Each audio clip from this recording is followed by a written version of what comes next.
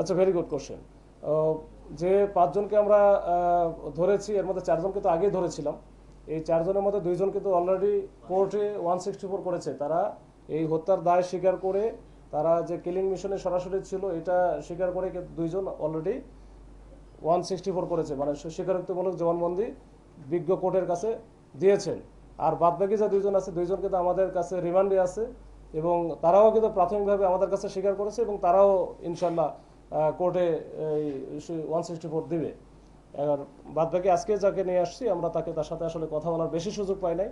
তো তারটা আমরা দেখি কত, সেও প্রাথমিকভাবে স্বীকার করেছে। এখন কোর্টে গিয়ে বলবে কিনা আমি জানি না। মানে আপনি তো বলেছেন আগে, তারপর যদি একটু জাস্ট স্পেসিফাই করে দেন যে পাঁচজনকে অ্যারেস্ট করেছেন কার কি ভূমিকাটা ছিল। আচ্ছা, আমি বলি পাঁচজনকে যে অ্যারেস্ট করা হয়েছে এর মধ্যে চারজন ছিল মোটামুটি একেবারে সরাসরি কিলিং মিশনের সাথে। কিলিং মিশনের সাথে যে শ্যুট করেছে তার নাম ছিল আলামিন। তো আলামিনকে আমরা এখনো পর্যন্ত ধরতে পারি নাই, যে শ্যুট করেছে আর কি।